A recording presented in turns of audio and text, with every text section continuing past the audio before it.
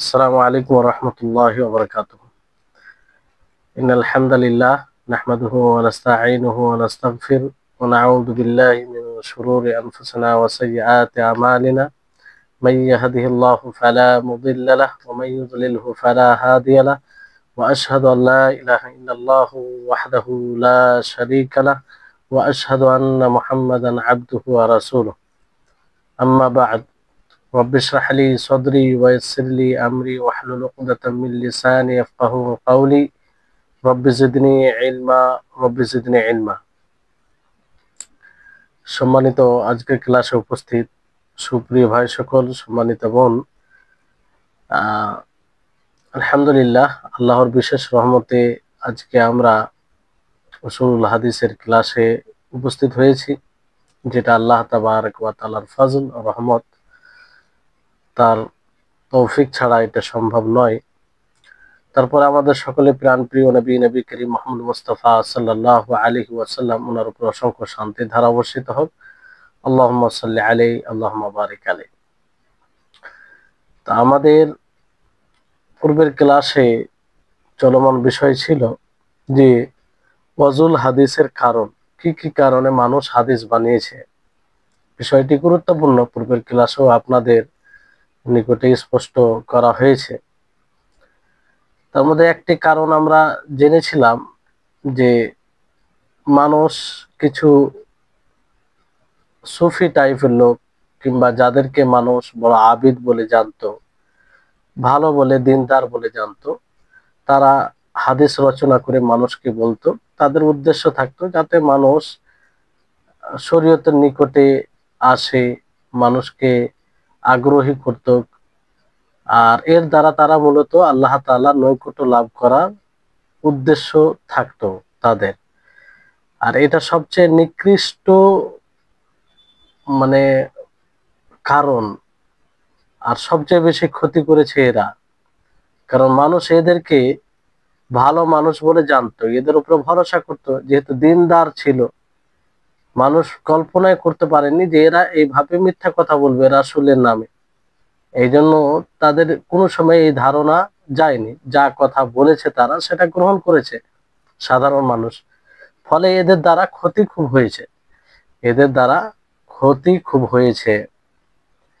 তো এটা একটা কারণ ছিল, যেটা ব্যক্ত করা হয়েছে আপনাদের নিকটে।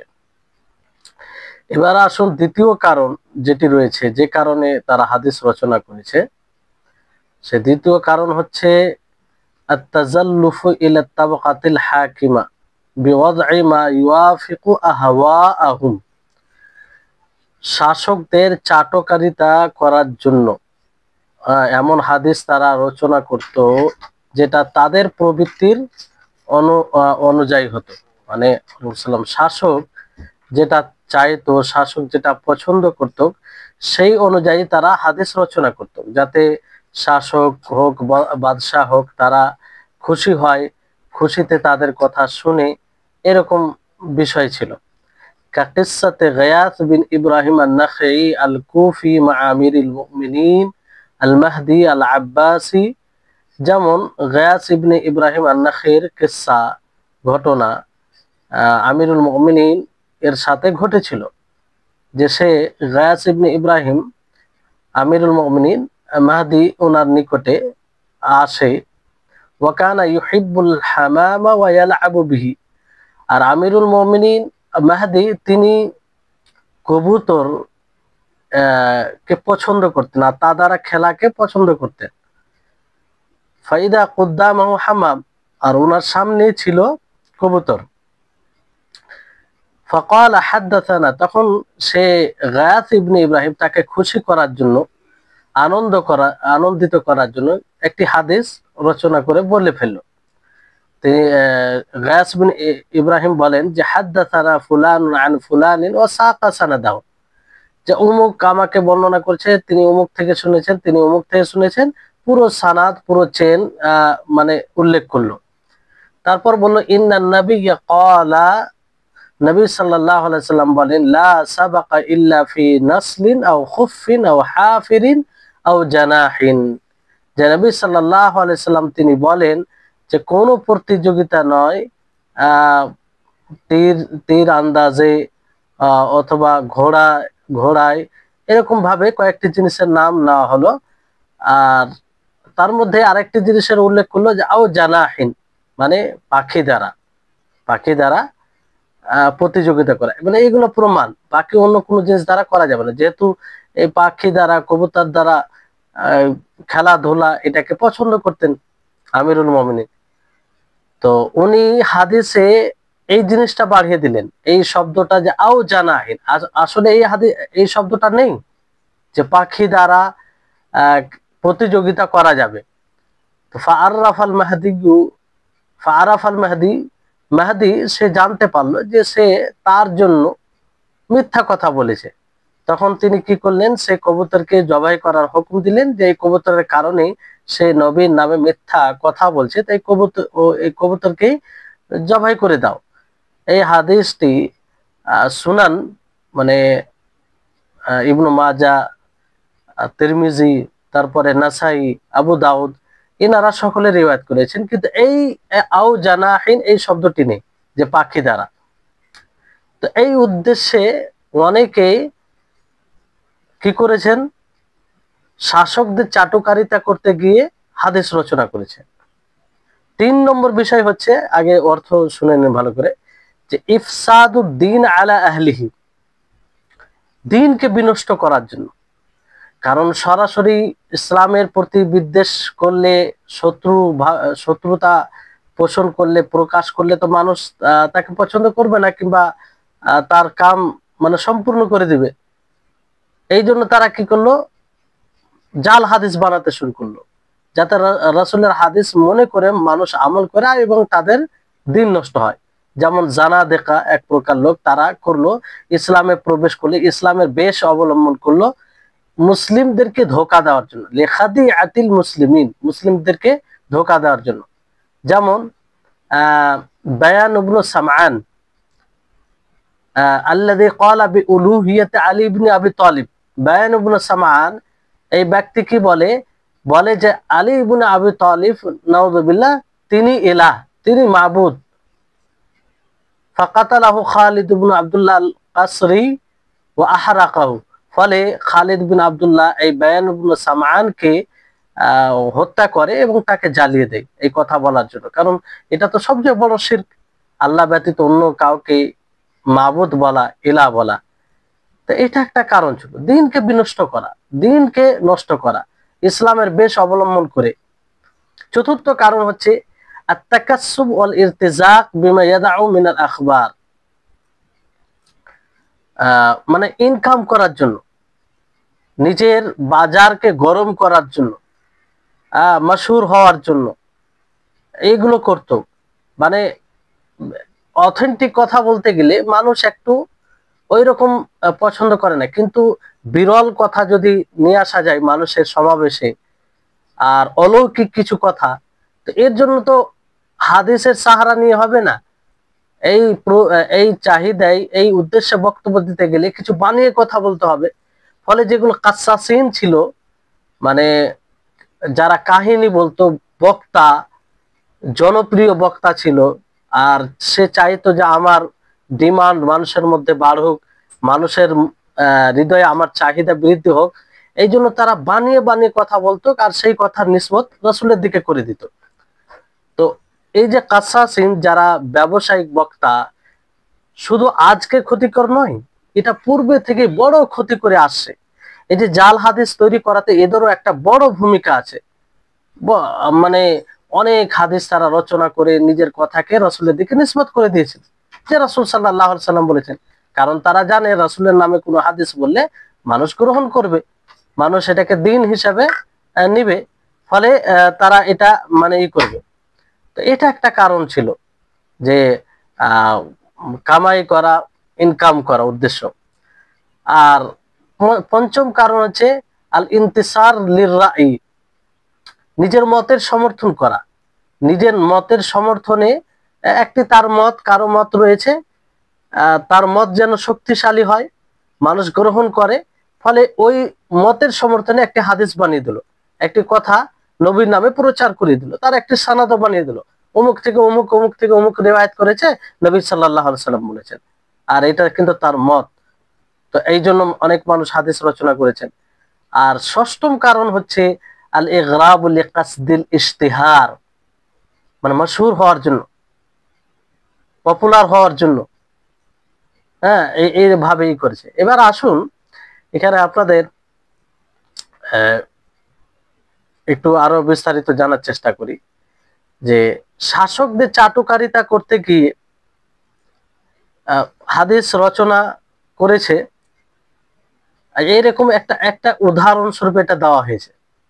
এটা উদাহরণস্বরূপ দেওয়া হয়েছে যে ওই গিয়াস ইবনে ইব্রাহিম সে কি করলো, মাহাদির কাছে যাওয়া মাত্র সে দেখলো কবুতর নিয়ে খেলা করছে, আর সে জানে যে সেই আমিরুল মুমিনিন মাহাদি তিনি কবুতরকে ভালোবাসেন, ফলে তিনার পক্ষে তিনি যেন আনন্দিত হয়, ভালোভাবে আরো খেলতে আরম্ভ করে, তার প্রতি খুশি হয় এবং তাকে হাদিয়া দেয়, কিছু দেয়।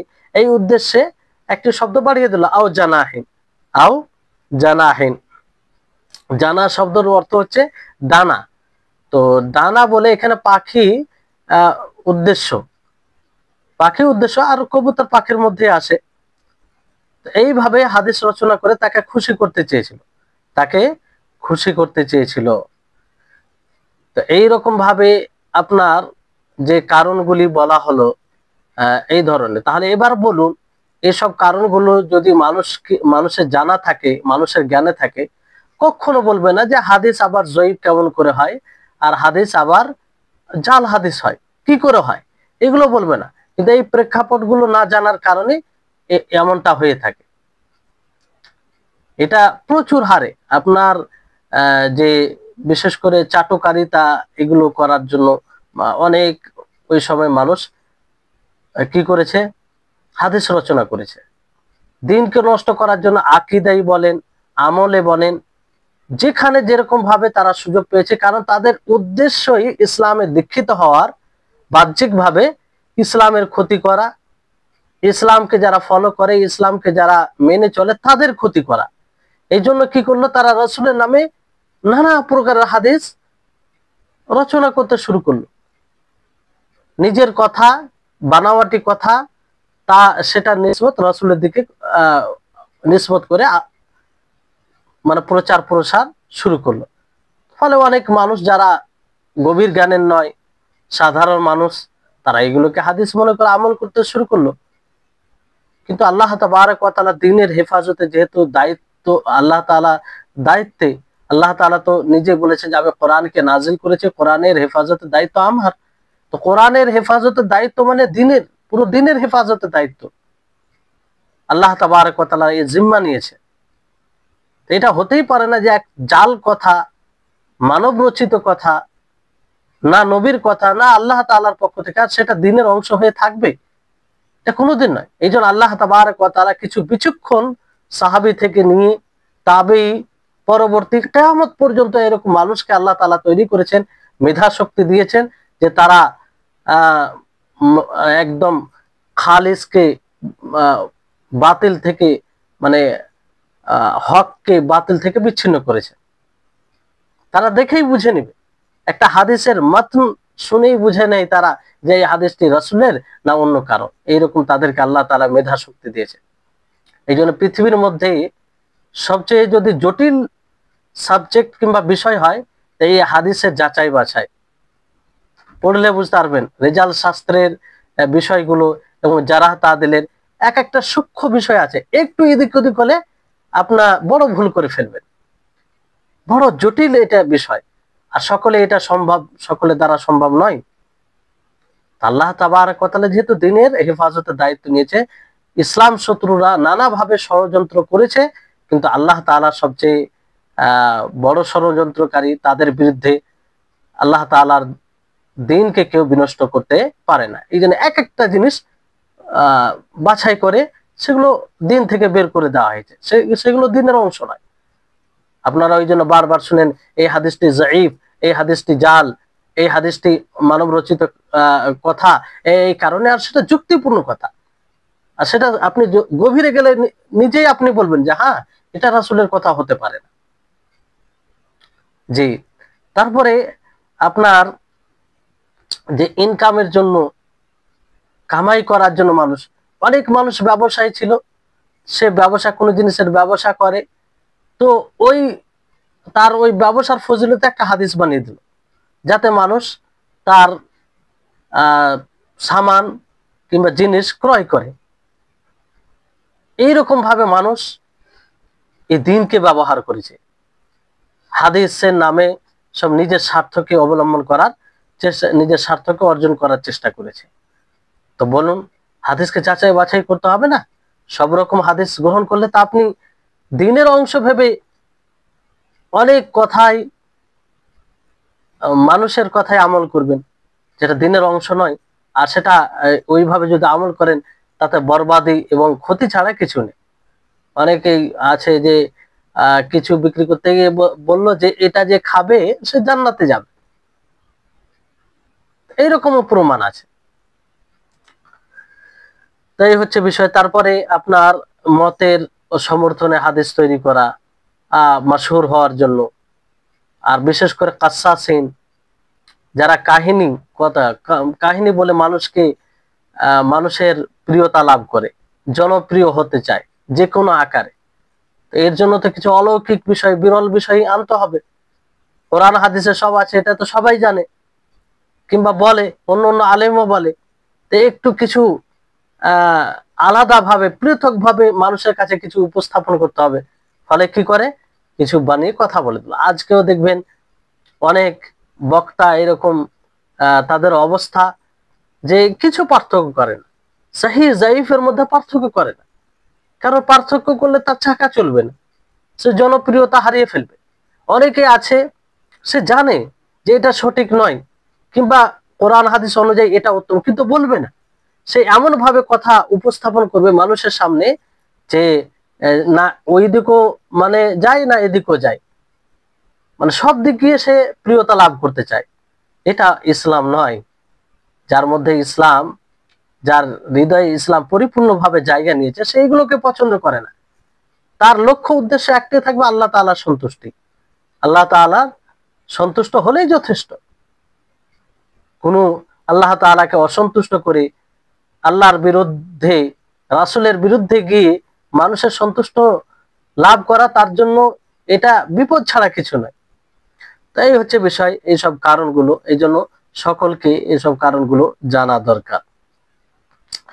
তারপরে বিষয় রয়েছে যে মা ইউরাফু বিহিল ওয়াদউ, কিসের দ্বারা জাল হাদিস চিনবেন, জাল হাদিস চিনার উপায় কি, জাল হাদিস এটা কিভাবে, কেমন ভাবে চিনতে পারবেন। এখানে বলা হচ্ছে ইউরাফুল ওয়াদউ বিআশিয়া মিনহা, জাল হাদিস আপনি চিনতে পারবেন কিছু বিষয় দ্বারা, যেগুলো এই বিষয়ে তারা পারদর্শী, তারা উল্লেখ করেছেন। যে একটা হচ্ছে ইতিরাফুল ওয়াজিই বিফিলিহি যালিকা, যে হাদিস রচনা করেছে সে নিজেই ব্যক্ত করবে, নিজেই স্বীকার করবে যে হ্যাঁ আমি এই জাল হাদিস রচনা করেছি, কিংবা আমি নিজে বানিয়ে বলেছি, রাসূলের দিকে নিসবত করেছি। তাহলে এটা দ্বারা স্পষ্ট হবে যে এটি জাল হাদিস। যেমন কামা তারাফা নূহ ইবনু আবি মারইয়াম আল মাযকুর আনিফান, যেমন নূহ ইবনে আবি মারইয়াম সে স্বীকার করেছে, যে যেমন উপরে বলা হয়েছে ওয়া মাইসার বিন আব্দুর রাব্বিহ আল ফারসি, সেও স্বীকার করেছে, সে বলে আন্নাহু ওয়াদাআ ৭০ হাদিসান ফি ফাদলি আলী রাদিয়াল্লাহু আনহু, সে ৭০টি হাদিস কার ব্যাপারে রচনা করেছে, আলী রাদিয়াল্লাহু তাআলা আনহুর ফজিলতে। রাসূল বলেনি, কোন সানাদ বিশুদ্ধ সূত্র কিছুই নেই তার, আলী রাদিয়াল্লাহু তাআলা আনহুর ফজিলতে ৭০টি হাদিস নিজে সে স্বীকার করে। তো বলুন, নিজে যদি স্বীকার করে কেউ এরকম থাকে, অনেকে আছে যে স্বীকার করেন, কেউ কি সহজে এটা বলবে? ব্যতিক্রম কিছু লোক নিজে বলেছে যে হ্যাঁ আমি এই ধরনের কাজ করেছি, তাহলে এইভাবে একটা জানা যায় এটা জাল হাদিস। তারপরে দ্বিতীয় যেটা বিষয় যা দ্বারা বোঝা যায় যে আইয়াকুন আল মারবি মুখালিফান লিল হিসসি গায়রু কাবিলিত তাবিলি, যে মারবি যেটা রিওয়ায়াত করা হয়েছে সেটা, মানে রিওয়ায়াত বর্ণিত বিষয় সেটা ইন্দ্রিয় বিরুদ্ধে যাবে, মানে অনুভূতি এর মানে একটা অনুভব করা, অনুভাবনীয় বিষয়ের বিরুদ্ধে হবে, যেটার কোনোভাবেই বোঝানো সম্ভব নয়। যেমন একটি হাদিস আছে, জাল হাদিস, যে আন্না সাফিনাতা নূহিন তাফাত বিল বাইতি ওয়া সাল্লাত খালফাল মাকামি রাকাতাইন, যে নূহ আলাইহিস সালামের সাফিনা, নৌকা, সে বাইতুল্লাহর তাওয়াফ করে। কার তাওয়াফ করে? বাইতুল্লাহর।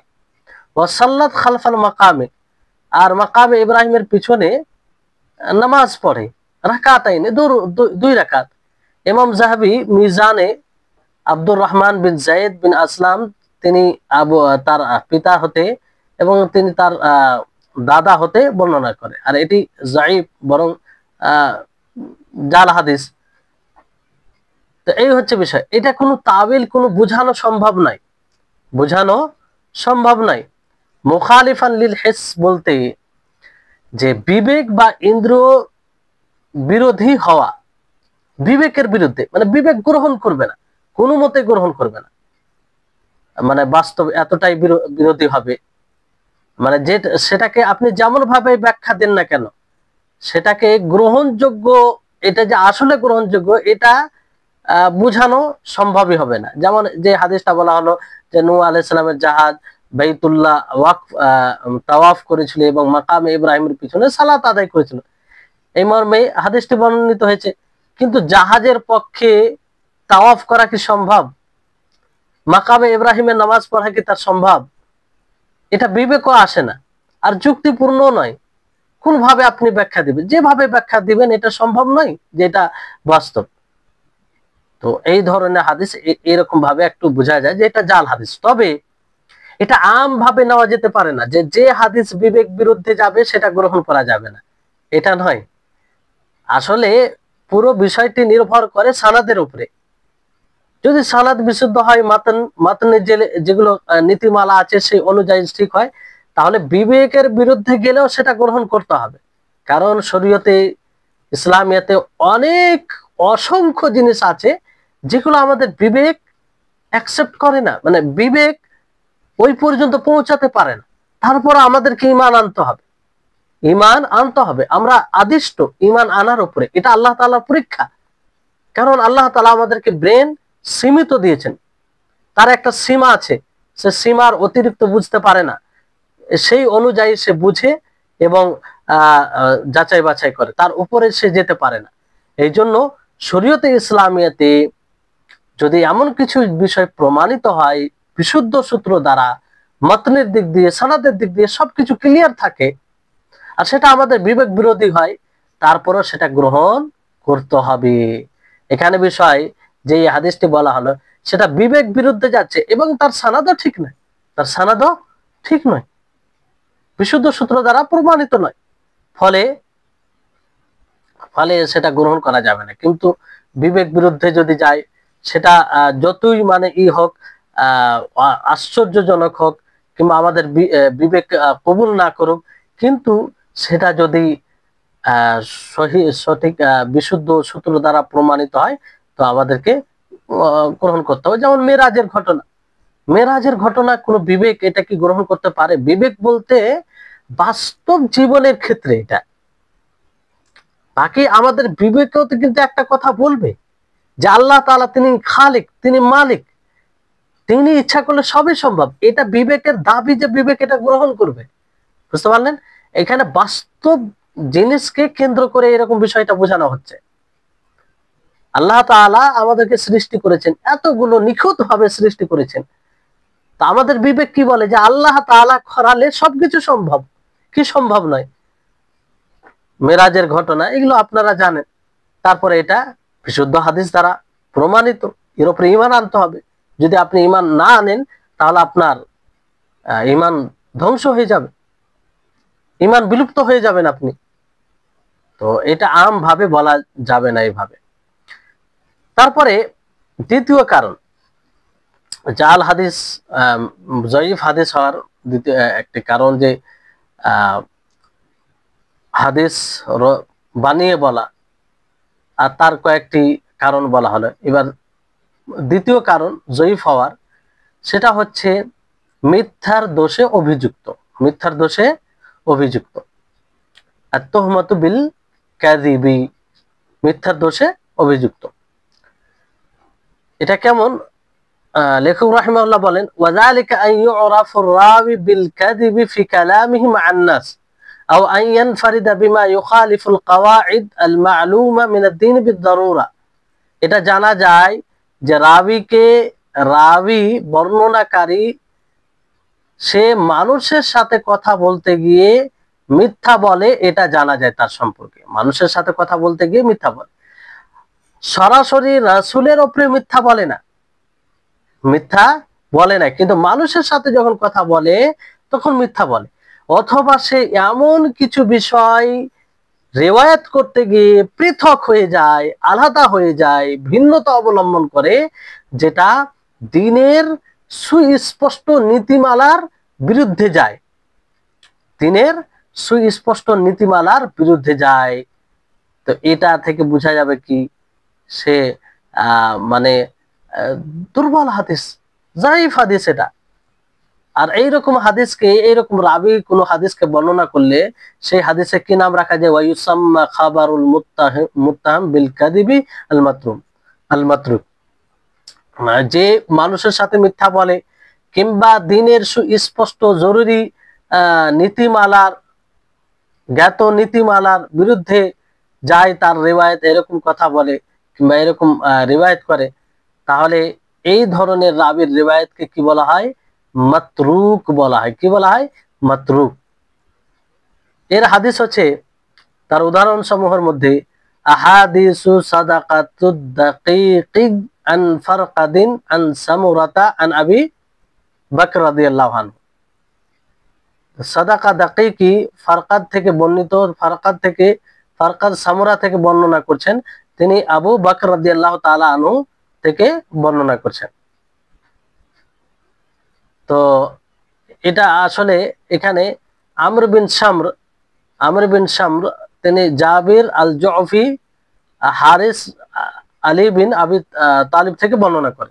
যাই হোক, এখানে বিষয়টা হচ্ছে যে সরাসরি রাসূলের উপরে মিথ্যা কথা না বললে মানুষের সাথে মিথ্যা কথা বলবে।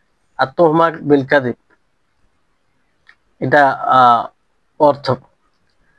তো রাবি রাসূল সাল্লাল্লাহু আলাইহি ওয়াসাল্লামের নামে মিথ্যা বলেছেন বলে কোনো প্রমাণ পাওয়া যায় না, মানে রাসূলের নামে সরাসরি মিথ্যা বলেছেন এইভাবে কোনো প্রমাণ পাওয়া যাবে না। তবে তিনি ব্যক্তিগত জীবনে কারোর সাথে কথা বলতে গিয়ে মিথ্যা কথা বলে, এটা প্রমাণ পাওয়া যায়।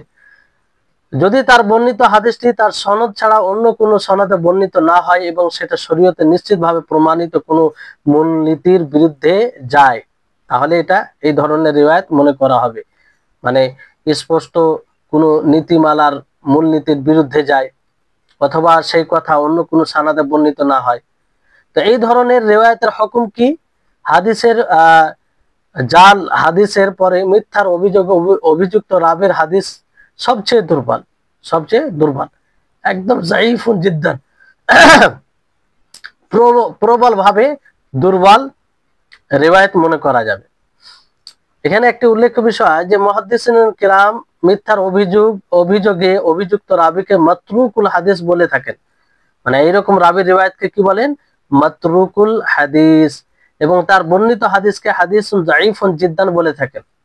তার বর্ণিত হাদিসকে কি বলে থাকেন? হাদিসুন যায়িফুন জিদ্দান। তো মাতরুক শব্দটি রাবির বিশেষণ, আর যায়িফুন জিদ্দান শব্দটি বর্ণিত হাদিসের বিশেষণ। মানে মাতরুক যখন বলা হবে তখন এটা হবে রাবির বিশেষণ, রাবির বর্ণনাকারী।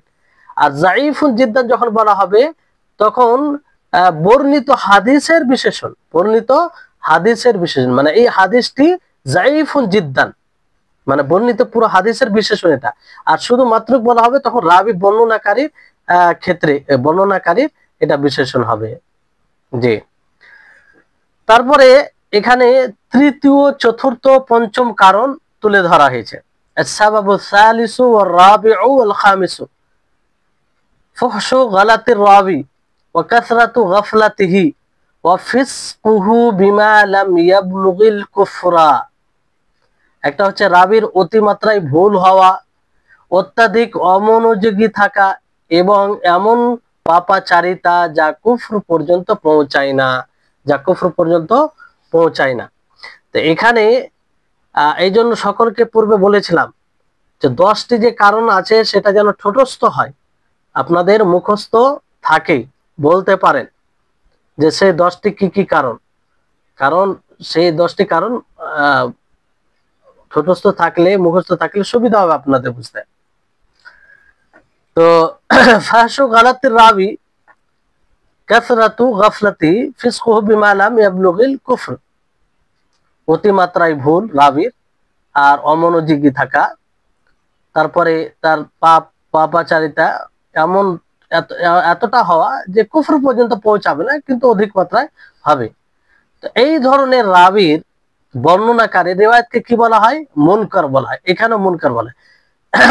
আর এই মুনকার ওই সব বর্ণনাকারীদের ওইসব ওইসব ওইসব উসুলবিদদের নিকটে যারা মুনকার রিওয়ায়াত মনে করে, যে মুনকার রিওয়ায়াতে দুর্বল রাবি সেকা রাবির বিরোধিতা করবে, দুর্বল রাবি নির্ভরযোগ্য রাবির বিরোধিতা করবে, তাদের নিকটে এই ধরনের খবরকেও মুনকার বলা হয়। যে জাইফ রাবি, দুর্বল রাবির, জাইফ দুর্বল রাবি সেকা রাবি গ্রহণযোগ্য রাবির বিরোধিতা করবে। এর উদাহরণ এখানে দেওয়া হয়েছে যে মা রাওয়াহু নাসাই ওয়া ইবনে মাজাহ মিন তারিক আবি জাকির ইয়াহইয়া বিন মুহাম্মদ বিন কায়েস আন হিশাম ইবনে উরওয়া আন আবিহি আন আয়েশা রাদিয়াল্লাহু আনহা মারফুআন কুলুল বালহা বিত-তামরি ফাইন্না ইবনা আদম ইযা আকালাহু গাদিবা আশ-শাইতান। তো এটি হচ্ছে হাদিস। এখানে এবাকার ক্বালান নাসাই এই হাদিসের ব্যাপারে বলেন হাদা হাদিসুন মুনকারুন, এই হাদিসটি মুনকার। কেন? তাফাররাদা বিহি আবু যুকাইর ইয়াহইয়া ইবনে মুহাম্মদ ওয়া হুয়া শাইখুন সালিহুন। এখানে একাকী হয়েছে আবু যুকাইর ইয়াহইয়া বিন মুহাম্মদ, গায়র আন্নাহু লাম ইয়াবলুগ মাবলাগা মা ইকবালু তাফাররুদুহু, যে সে এমন এক বর্ণনাকারী যে অনেক পাপাচারিতায় জড়িত ছিল। কেন অনুবাদে দেখেন যে এই 3 শ্রেণীর রাবির হাদিসকে ওই সকল মুহাদ্দিসের মতে মুনকার বলা হয় যারা মুনকার হাদিসকে দুর্বল রাবি নির্ভরযোগ্য রাবির বিপরীতে বর্ণনা করার সাথে নির্দিষ্ট মনে করে না। মানে মুনকার এটা কাদের নিকটে বলা হয়? এখানে এটা স্পষ্ট, যারা মুনকার হাদিসকে দুর্বল রাবি নির্ভরযোগ্য রাবির বিপরীতে বর্ণনা করার সাথে নির্দিষ্ট মনে করে। যারা মুনকার বলতে এটা নির্দিষ্ট করে যে দুর্বল রাবি নির্ভরযোগ্য রাবির বিরুদ্ধে বর্ণনা করবে, এটার সাথে নির্দিষ্ট করে, তাদের জন্য এই ধরনের এই 3 প্রকারের বর্ণনাকারীর রিওয়ায়াতকে মুনকার বলে। এর উদাহরণ ইমাম নাসাই এবং ইমাম ইবনু মাজাহ আবু যুবাইর ইয়াহইয়া ইবনু মুহাম্মদ ইবনু কায়েস এর সনদে তিনি হিশাম ইবনু উরওয়া থেকে, তিনি তার পিতা থেকে, তিনি আয়েশা রাদিয়াল্লাহু তাআলা আনহা থেকে মারফু সূত্রে বর্ণনা করে যে তোমরা শুকনো খেজুরের সাথে কাঁচা খেজুর মিশিয়ে খাও, মানে যেটা হাদিস বলা হলো আপনাদেরকে, কেননা আদম সন্তান যখন এভাবে খায় তখন শয়তান তাতে রাগান্বিত হয়। ইমাম নাসাই বলে এটি মুনকার হাদিস। আবু যুকাইর ইয়াহইয়া ইবনু মুহাম্মদ একাকী বর্ণনা করেছেন, এখানে একাকী বর্ণনা করেন, তিনি শাইখুন সালিহুন, মানে মোটামুটি চলনযোগ্য মুহাদ্দিস, কিন্তু যাদের একাকী বর্ণনা গ্রহণ করা হয় তিনি তাদের স্তরে পৌঁছাতে পারেন। এবার একাকী রিওয়ায়াত তারই গ্রহণ করা হবে যে সে মোটামুটি ওই পর্যায়ে পৌঁছাতে হবে, আর ইনি ওই পর্যায়ে পৌঁছাননি, ফলে এই হাদিসটিকে মুনকার বলেছেন ইমাম নাসাই রাহিমাহুল্লাহ। কি বলেছে ইমাম নাসাই? মুনকার বলেছেন।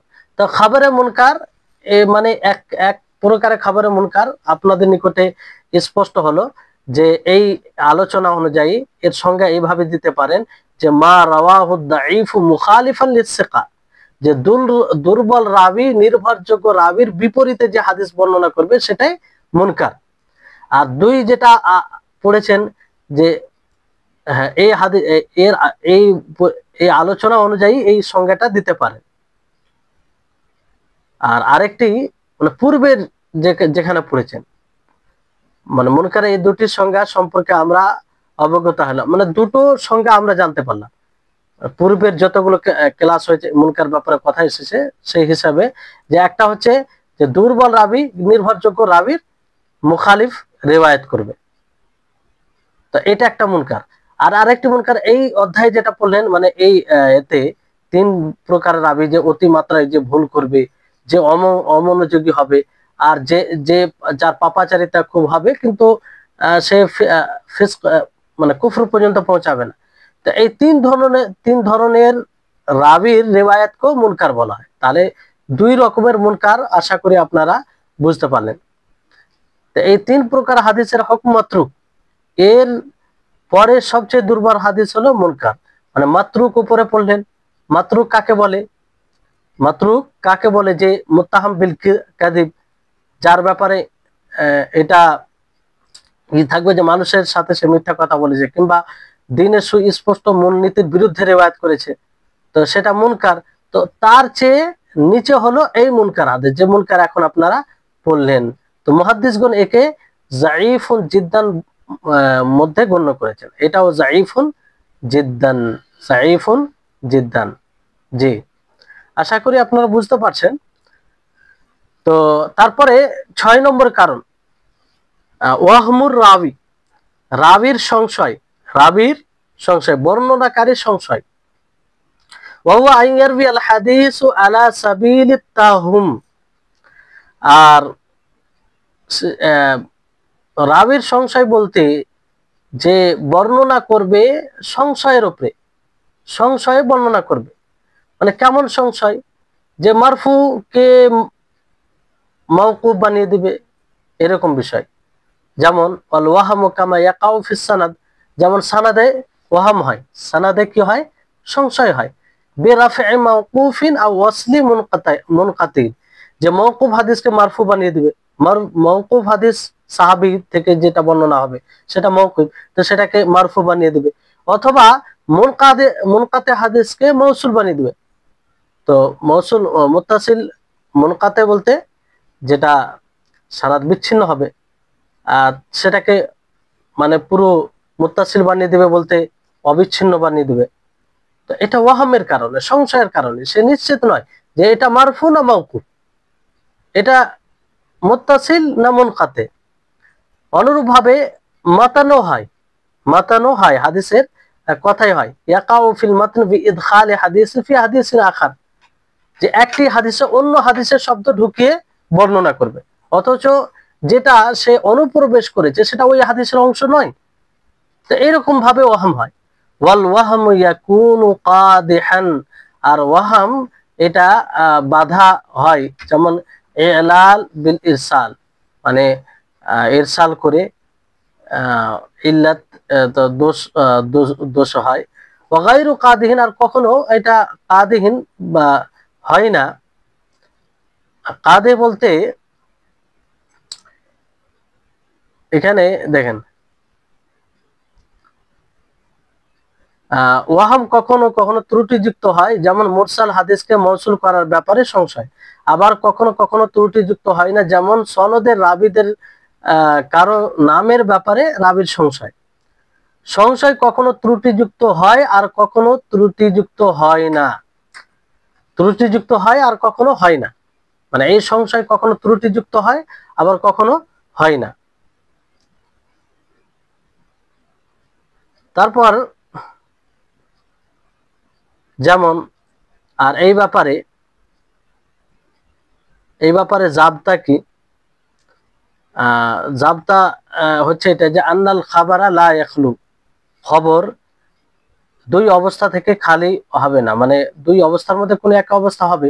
ইম্মা ইয়াকুনা ফারদান, হয়তো সেটি ফারদ হবে, আও ইয়াকুনু লাহু আকসারু মিন তারিকিন, অথবা তার একাধিক তুরুক হবে, দুটোর মধ্যে একটা হবে। ফাল আউয়াল ইয়ালজামু মিনাল কাদহি ফি সানাদি আল কাদহু ফি মাতনিহি ওয়া বিল আকস, প্রথম হচ্ছে যদি সানাদে ত্রুটি হয় তাহলে মতনেও ত্রুটি হবে। সানাদে ত্রুটি হলে মতনেও ত্রুটি হবে। আর তার বিপরীত বলা হয়েছে যে মতনে ত্রুটি হলে সানাদেও ত্রুটি হবে। আর দ্বিতীয় হচ্ছে লা ইয়ালজামু মিনাল কাদহি ফি আহাদিহিমা আল কাদহ ফিল আখার, দুটির মধ্যে একটিতে ত্রুটি হওয়া মানে এটা নয় যে অন্যটা তো ত্রুটি হবে। অর্থাৎ মানে যদি সানাদ একাধিক তুরুক হয়, একাধিক যদি তুরুক হয় তাহলে জরুরি নয় যে একটি বিষয়ে মতনে ত্রুটি হলে সানাদে ত্রুটি হবে, কিংবা সানাদে ত্রুটি হলে মতন ত্রুটি হবে। যদি একাধিক তুরুক হয় আর যদি একটাই তারিখ ফরদ হয় তাহলে এখানে মতনে ত্রুটি হলে সানাদে ত্রুটি হবে, সানাদে ত্রুটি হলে মতন ত্রুটি হবে। তাহলে এই বিষয়টি ভালো করে বুঝবে। ওয়া ইউসাম্মাল খাবারুল ওয়াকি ফিহি আল ওয়াহাম, আর যে খবরে ওয়াহাম হয় তাকে বলা হয় আল মুআল ওয়াল মুআল্লাল।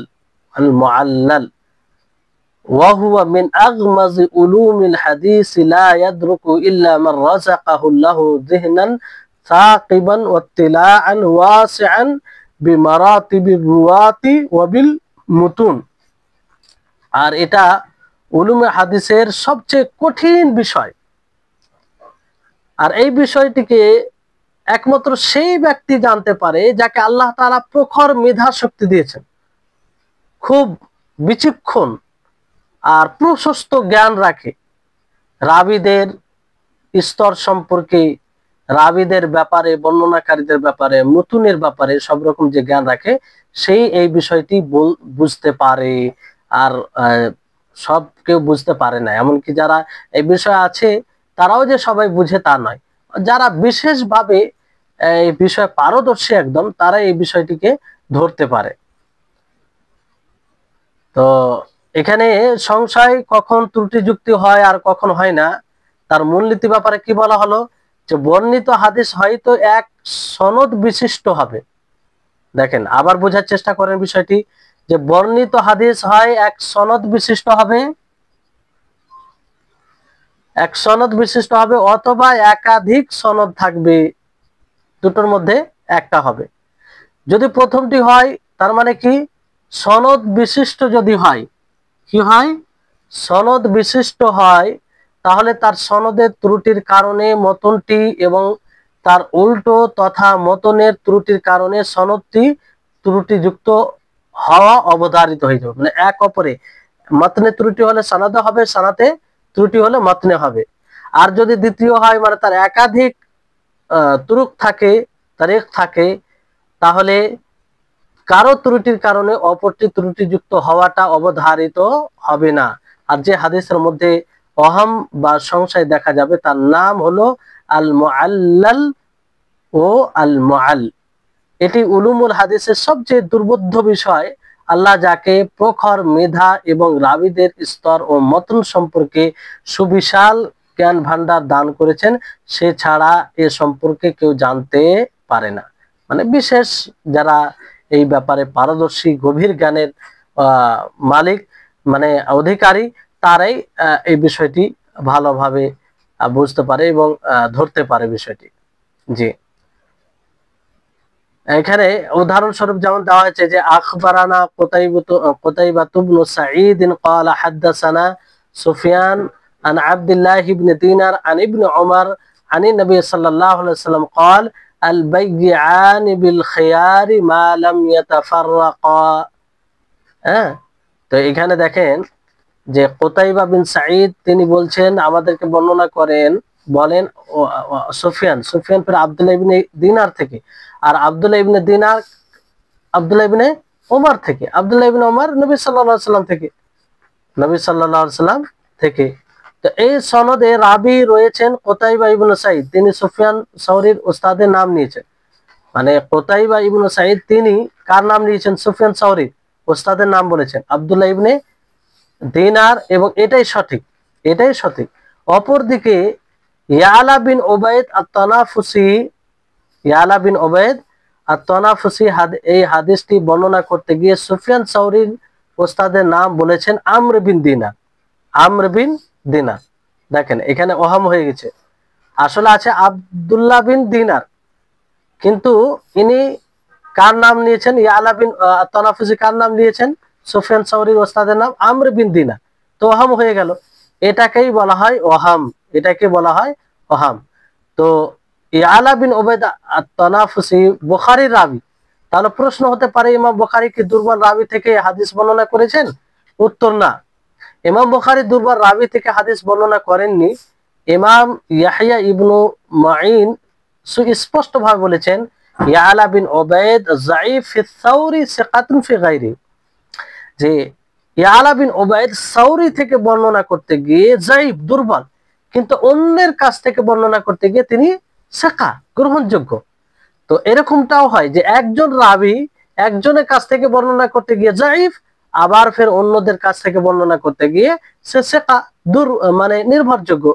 তো এরকমটাই ইমাম বুখারী যেখানে রিওয়ায়াত করেছেন তিনি সাউরি থেকে নয়, মানে সেই জায়গায় ইয়ালা বিন ওবায়দ সাউরি থেকে রিওয়ায়াত করে না, বরং অন্যদের কাছ থেকে। সাউরি থেকে রিওয়ায়াত করতে গিয়ে ইয়ালা বিন ওবায়দ যায়ীফ, বাকি অন্যদের থেকে নির্ভরযোগ্য।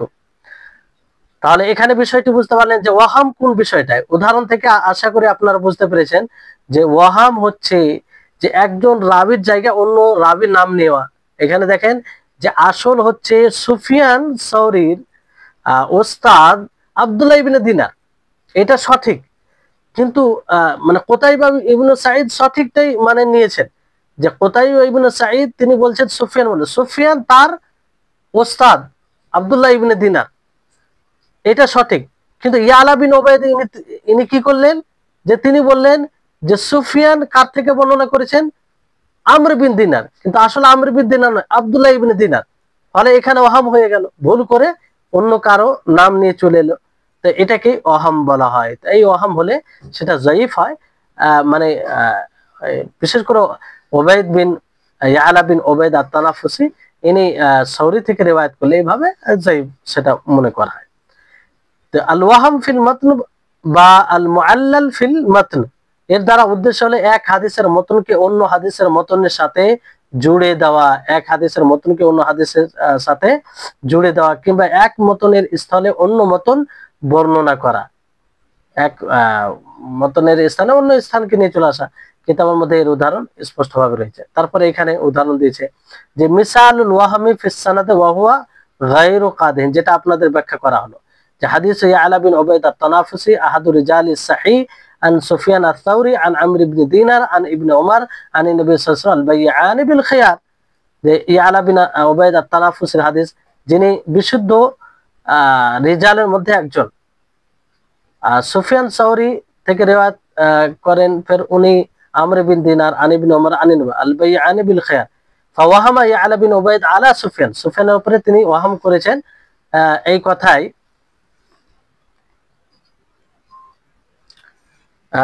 ওহাম করেছেন এই কথাই যে আমর বিন দিনার। আর প্রসিদ্ধ কি সুফিয়ান ইবনে আব্দুল্লাহ ইবনে দিনার থেকে আব্দুল্লাহ ইবনে ওমর থেকে বর্ণনা করছেন, আব্দুল্লাহ ইবনে ওমর থেকে বর্ণনা করছেন। তো ইবনে মুঈন বনে ইয়ালা বিন ওবায়দ যায়ীফ, সাউরিতে যায়ীফ, আর নির্ভরযোগ্য অন্য ইয়াতে নির্ভরযোগ্য। মিসালুল ওয়াহাম ফিল মাতন, মাতনের উদাহরণ এখানে দেওয়া হয়েছে যে হাদিস আবু সাঈদ ইবনে আবি মারইয়াম আন মালিক আন যুহরি আন আনাসিন মারফুআন লা তাবাগাযু ওয়ালা তাহাসাদু ওয়ালা তাদাবারু ওয়ালা তানাফাসু, এটা মাতনে ওয়াহাম হওয়ার উদাহরণ। যে আবু সাঈদ ইবনে আবি মারইয়াম ওনার হাদিস তিনি মালিক থেকে বর্ণনা করছেন, মালিক যুহরি থেকে, যুহরি আনাস রাদিয়াল্লাহু তাআলা আনহু থেকে, মারফু রিওয়ায়াত। কি শব্দ? লা তাবাগাজু ওয়ালা তাহাসাদু ওয়ালা তাদাবারু ওয়ালা তানাফাসু। তো এইখানে যে তানাফাসু শব্দটি আছে এটা কিন্তু হাদিসে অনুপ্রবেশ করা হয়েছে। ইবনু আবি মারইয়াম অন্য হাদিস থেকে এই শব্দটি এই হাদিসে অনুপ্রবেশ করেছে, মানে মিন হাদিসে অন্য হাদিস থেকে। আর সেটা কি মালিক আন আবি জিনাদ, মানে যে হাদিসে ওয়ালা তানাফাসু শব্দটা আছে সেই হাদিসটি হচ্ছে, সেই হাদিসটিকে রিওয়ায়াত করছেন ইবনু আবি মারইয়াম মালিক থেকে, মালিক ফের আবু জিনাদ থেকে, আবু জিনাদ আরাজ থেকে, আরাজ আবু হুরায়রা থেকে। তাহলে এটার সানাদ হচ্ছে এটা। আর ওই সানাদে যেটা প্রথমে বলা হলো যে আবু সাঈদ ইবনু আবি মারইয়াম মালিক থেকে, মালিক ফের যুহরি থেকে, যুহরি থেকে, যুহরি ফের আবার আনাস থেকে, মারফু। তো এটা এই হাদিসে ওয়ালা তানাফাসু শব্দ নেই, কিন্তু ওয়ালা তানাফাসু এই শব্দটা অনুপ্রবেশ করেছে কে? ইবনে আবি মারিয়াম, যেটা অন্য হাদিসে রয়েছে। এটা তো এটা মাতনে ওয়াহাম, যে এক হাদিসের শব্দকে অন্য হাদিসে অনুপ্রবেশ করানো, ঢুকিয়ে দেওয়া। তো ফলে এখানে ওয়াহাম হয়েছে মাতনে। তো এখানে কি হলো, ইয়াকুম, যেমন হাদিসে আসলে যে হাদিসে ওয়ালা তানাফাসু শব্দ আছে সেই হাদিসের ইবারত হলো এরকম ভাবে, ইয়াকুম ওয়াদদান ফা ইন্না যান্না আকযাবুল হাদিস ওয়ালা তাহাসসাসু ওয়ালা তাজাসসাসু ওয়ালা তানাফাসু ওয়ালা তাহাসাদু। এটা হচ্ছে মূল হাদিস, মানে এই হাদিসে তানাফাসু শব্দটা এসেছে যেটা একদম সঠিক, কিন্তু এই হাদিসের শব্দকে অন্য হাদিসে অনুপ্রবেশ করেছে। তো ওই হাদিসে আসলে তানাফাসু শব্দটি নেই, তো এটা ওয়াহাম, এটাকে মাতনে ওয়াহাম বলা হয়। মানে হাদিসান মুত্তাফাক আলাই হিমা গায়রি লাফজাতিন ওয়ালা তানাফাসু রাওয়াহা মুসলিম। আর দুটোই হাদিস মুত্তাফাক আলাই, মানে সহিহ বুখারী সহিহ মুসলিমে রয়েছে, কিন্তু ওয়ালা তানাফাসু শব্দ ছাড়া, ওয়ালা তানাফাসু যেহেতু এখানে ওয়াহাম হয়েছে, হ্যাঁ, এই শব্দ ছাড়া উভয় হাদিসটি উভয় হাদিস রিওয়ায়াত সহিহ বুখারী সহিহ মুসলিমে রয়েছে। তো ওয়াহামটা কিভাবে জানা যায়? ওয়াল ওয়াহাম ইউরাফু বিতাফাররুদির রাবি, রাবির একাকী হয়ে যাওয়ার মাধ্যমে জানা যায়। ওয়াবি মুখালাফাতিহি গায়রুহু মা কারাইন তানজাম্মু ইলা যালিক, আর তার মুখালাফাত বিরুদ্ধে, তার উনি ছাড়া কেউ যদি তার মুখালাফাত বিরুদ্ধে যায়, কিছু কারিনা থাকে যেটা ওর সাথে মিলিয়ে দিবে, তা দ্বারা। এখানে অনুবাদ দেখেন যে ওয়াহাম আপনি কিভাবে জানতে পারবেন।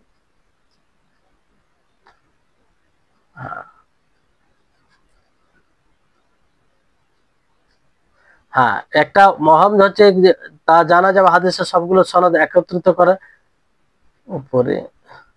হ্যাঁ, রাবির একক হওয়ার মাধ্যমে, রাবির একক হওয়ার মাধ্যমে। দুই হচ্ছে অন্য রাবির বৈপরীত্য বিরোধিতা করার মাধ্যমে, অন্য রাবির বিরোধিতা করবে। এই দুটি পদ্ধতিতে জানা যাবে যে ওয়াহাম হয়েছে কিংবা হয়নি। সেই সাথে বিশেষ কিছু বৈশিষ্ট্য থাকবে যা এই দুই প্রকারের সাথে যুক্ত থাকবে, দুই প্রকার সাথে যুক্ত থাকবে। জি, তারপরে বলা হয়েছে যে আপনি ওয়াহামকে কিভাবে জানবেন, তার পদ্ধতি কি, তার পদ্ধতি উপায় কি। একটা হচ্ছে জামউ তুরুকুল হাদিস, হাদিসের যতগুলো তুরুক আছে সবগুলোকে একত্রিত করবেন, সবগুলোকে কি করবেন? একত্রিত করবেন। একত্রিত করে ওয়াহাম জানা সম্ভব হবে। তারপরে কি করতে হবে? ওয়ান-নাযরু ফি ইখতিলাফি রুয়াতি ফি যাবতি ওয়াল ইতকানে, তারপর দেখতে হবে রাবি গুণের বর্ণনাকারীদের জব্ত এবং সংরক্ষণে এবং ইতকানে তাদের কিরকম কি আছে এই অবস্থাটা দেখতে হবে। قال আলী ইবনুল মাদিনী, আলী ইবনুল মাদিনী বলেন, আল বাবু ইন লাম তুজমা তুরুকুহু লাম ইয়াতাবায়্যান খাতাউহু, যদি তার সমস্ত তুরুক একত্রিত না করা হয় তো ভুল স্পষ্ট হবে না, ভুল স্পষ্ট হবে না। এখানে সংযুক্ত আল মুআল্লাল হাদিস চেনার উপায় হলো তা জানা যাবে হাদিসের সবগুলো সনদ একত্রিত করার মাধ্যমে। দ্বিতীয় হচ্ছে সংরক্ষণ ও ধৃঢ়তার ক্ষেত্রে, সংরক্ষণ ও ধৃঢ়তার ক্ষেত্রে রাবীদের তারতম্যের বিবেচনা করার মাধ্যমে, যে কে কতটা, কার মধ্যে ইতকান রয়েছে, ধৃঢ়তা রয়েছে এবং জব্দ কতটা রয়েছে, এটা জানার মাধ্যমে।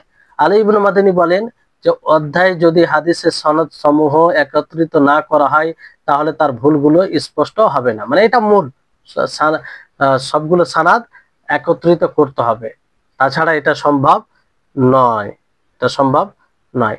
তো আশা করি বুঝতে পেরেছেন বিষয়টি, উদাহরণটি বুঝেছেন আশা করি। এবার এখানে বলা যায় সপ্তম কারণ মুখালাফাতুর রাবি লিসসিকাত, যে একজন বর্ণনাকারীর বিরোধিতা করা সেকাতের, বহু সেকাতে, একাধিক নির্ভরযোগ্য রাবির বিরোধিতা করা, রাবির নির্ভরযোগ্য রাবিদের বিপরীত করা। একজন রাবি নির্ভরযোগ্য, একাধিক নির্ভরযোগ্য রাবির বিরোধিতা করা, আর এটাতে কয়েক প্রকার কিন্তু শামিল হয়। আল মুখালাফাতু সিত্তাতু আনওয়া, 6টি প্রকার এর অন্তর্ভুক্ত হয়। সেই 6টি প্রকার কি? একটি হচ্ছে এই মুখালেফা করতে গিয়ে যে রাবি একাধিক নির্ভরযোগ্য রাবির মুখালিফা করবে। তো এই মুখালিফা করতে গিয়ে 6টি বিষয়কে অন্তর্ভুক্ত করে, ফলে এটি 6 প্রকার হয়। একটি হচ্ছে মুদ্রাজ, আর প্রত্যেকটির আলোচনা আসবে। একটি হচ্ছে মুদ্রাজ।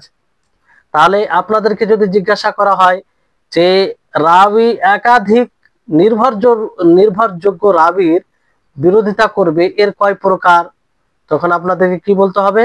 6 প্রকার। সেটি কি কি? একটি হচ্ছে মুদ্রাজ, প্রত্যেকটার ব্যাখ্যা আসবে। দ্বিতীয় হচ্ছে আল খাবারুল মাকলুব। তৃতীয় হচ্ছে আল মাজিদ ফি মুত্তাসিলিল আসানিদ। চতুর্থ হচ্ছে আল মুজতারিব, সবগুলোই গুরুত্বপূর্ণ। আল মুজতারিব। চতুর্থ হচ্ছে আল